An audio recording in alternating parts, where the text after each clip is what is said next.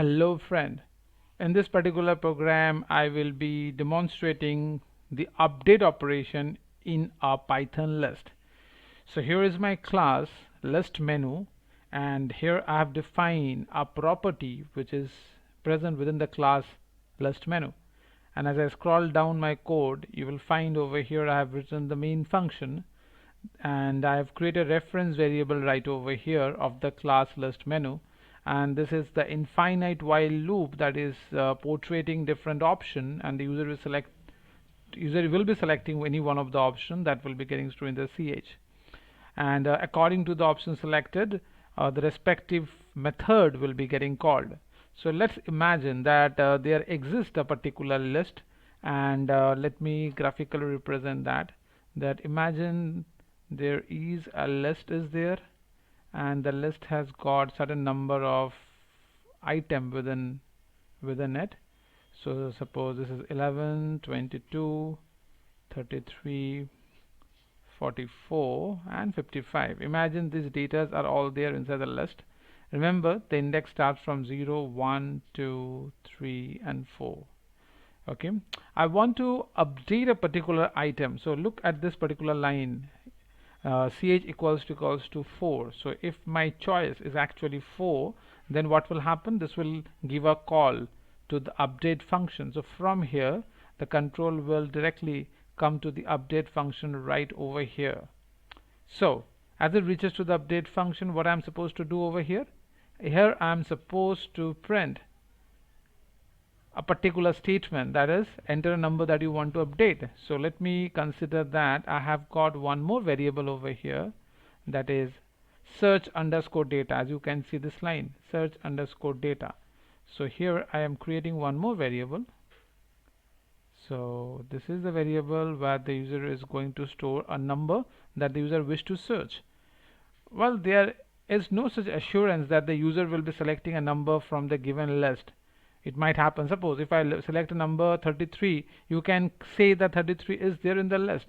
But what if I select a number which is not there in the list? That option can be also, that chance is also there. So that is also possible. It's not like that the number which the user will be selecting all the time, it has to be within the list. So suppose user is selecting a number like 99. Well, 99 is not there in the list. So that is the reason why we have to go for this while loop over here. So this loop will run based on the length of the list. So what is the length? The length will be 5, because there are 5 index for the given list. So this loop is going to iterate 5 times, and here is my I is equal to 0 at the initial stage. So it's talking about this particular, so from here the actual iteration is going to start, right? So if list, well, list menu is the name of the class. Remember, this is the name of the class. As you can see over here, we have got the class list menu, and this list is the property of the class. So for that reason we are mentioning the item of the property directly by the class name. So item is the property directly accessed by the class name, and over here index is there. So third bracket open I. So third bracket open means it's talking about the 0th block, because I is initially 0. So at the given location, what item is there is that matches with the search item. So suppose, for example, if the search item is 99, well, the comparison will be taking place between 11 and 99, which is of course not true. So there is no such match between 11 and 99, so this is not going to work. So in that case, what happens? Well, it will not execute this entire portion. This portion will not be executed, rather the counter is going to be incremented. So from I equal to 0, it will be incremented to 0 plus 1 will make it 1. So the counter is going to be shifted from the 0th block. So this is no longer going to focus at the 0th index, rather now it's going to compare with the 1th index. So between 1, that is list dot item I, which is at the 1 position, which is 22, is it compared with 99? No, this is also not going to be true. So in that way, each index is going to be compared, and eventually what happens? None of the index is found to be true. So thereafter, this entire iteration is not going to work. So you will not be able to perform any update operation over here, and as a result, this flag will remain as false. So since this particular flag remains as false, so the iteration will be over, this particular set of iteration will be over, then it will come and it will check that is the flag is still false. So if it is false, so if this is false, so it means that the item that you wish to search is actually not present. You see why I'm using the word search, because you want to perform an update, but before update you have to ensure that the item which you want to search is actually present in the list, right? So for that reason, if this is found to be false, that means the item is not present. This line is going to be executed. Whereas on the other hand, if the number is there in the list, so in that case what will happen? So suppose the item that you want to search is actually present in the list. So suppose for example, if I want to find the number 33, so 33 is there in the list, so again it will start. So let's consider starting from the 0th index, that number does not matches, then it will move to the 1 index, that doesn't matches, and then it will come to the 2nd index, and here is the match found to be true. So this match is found to be true. So once this is found to be true, now it will enter the loop and it will ask me to enter a new data. So one more variable I am going to create over here. So this variable will be responsible for taking the new data. So this is new underscore data, and this was search underscore data. So this is search underscore data. So these are two different variables. So now whatever input user will give, that will get stored inside new underscore data. Suppose user is providing the value 75, that is right over here. So once you have given that, now I'm going to assign this data.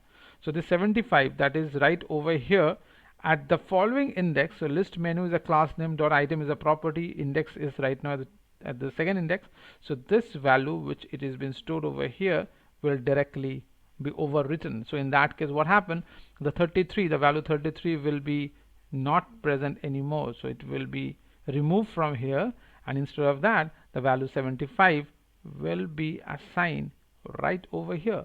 And after doing that, you are going to alter the flag. So the flag has to be modified because you are going out of the loop. So once you go out of the loop, the flag equals to false. This is not going to work. In that case, the search item, this line is not going to be executed. Okay, so I hope that this particular portion is clear to you.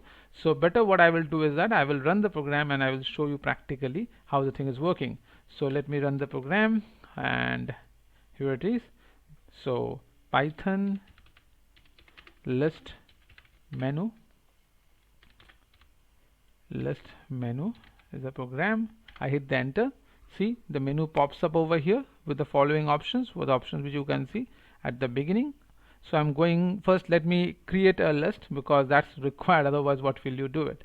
So enter a choice. I want to go for 1, enter number 11. I want to go for one more choice, 22, one more choice, 33, one more choice, 44, and this is the last choice, that is 55. So how many items are there? 5 items. You can view it by pressing 2. So if I press the 2, it will show me all the items that are there in the list. Okay, so let's consider that I want to go for an update. So press 4. So if I want to go for an update, okay, and I want to update the value 33. So only if the match is found to be true, then only this particular input will be taken. Otherwise this input will not be taken. Okay, so suppose I'm going for 99, which is actually not there. So in that case, directly it will tell you the search item not found. See, search item not found, that will be shown. That means the entire new data will not be taken for you because 99 is not there at all. So there is no point of taking this particular input. But if it is other way around, so suppose if I still go for update, it is asking me to enter an update. So now I'm going for 33, and actually 33 is there. That's the reason if the item is found to be true, then only it's going to ask me what new data you want to fill in place of 33.